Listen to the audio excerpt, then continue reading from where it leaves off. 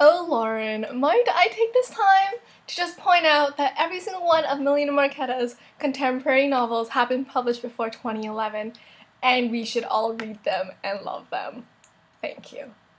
Anyways, this week we're talking about older books that we want to enjoy, and Harmony actually has put it as like pre-2011, which is really generous, but I have a list and I'm prepared to share it. And don't forget my recommendation at the beginning, yeah? Yeah? Alright.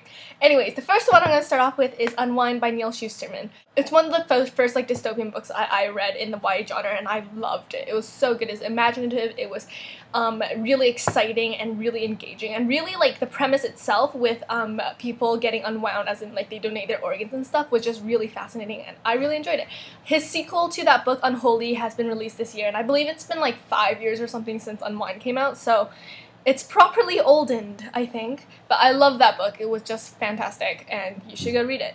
Second one is contemporary, and it's a Maureen Johnson book, so that should already tell you something. It's the Sweet Scarlet series, Sweet Scarlet and Scarlet Fever. It's about a girl who lives with her very fantastic family, but they run a hotel, and then it's just about like shenanigans, and her brother is incredibly awesome. The whole book is just funny and like just fresh and exciting and fun, easy to read. The next one is actually a 1990s book, The Perks of Being a Wallflower. I recently read it this month or last month, but it was very good. It's like, it was published I think in 1999 or something like that, but it does not give you that like dated feel. Like it does mention, like it does name drop a couple bands and things, but it doesn't feel like it's like, oh, this author wrote it like 20 years ago and did not have any clue what it was like in.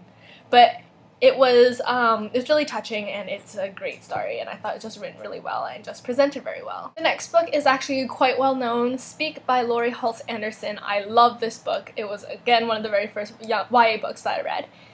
It's very dark humor, very funny at times, but it's also like it deals with a very serious topic, and I feel like Laurie Halse Anderson also wrote a different book called Wintergirls, which I just thought was just equally good, because her writing is just very, very unique, and it hits you, so it's good stuff.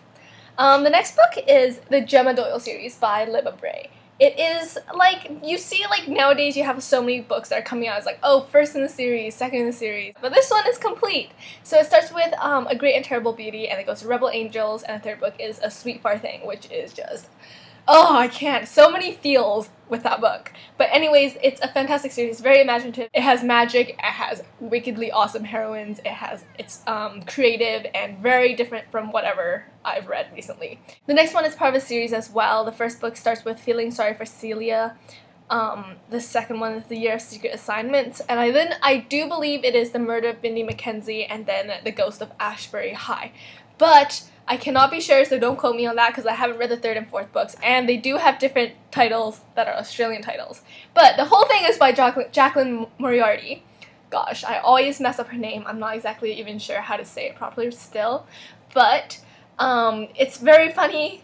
Like, I feel like it's just very charming in like its way that it managed to tie in serious topics, but does it in like a fun, creative way that's like, you're like, aw, at the very end. So it's all good, and it deals with like friendship and love and things like that. So very interesting. I really like it. It's also, here's the selling point, it's told in letters. So that's what makes it super, super awesome, because you just read like letters between like characters, and you just fall in love with these characters based on these letters, and that's how talented the author is. The last book I'm going to mention is How I Live Now by Meg Rosoff. This is a futuristic type book, but it's not dystopian. It is actually just in timeline wise, it is set in the future because they're talking about the World War III, but it does not feel that disconnected from present day society, which I really liked.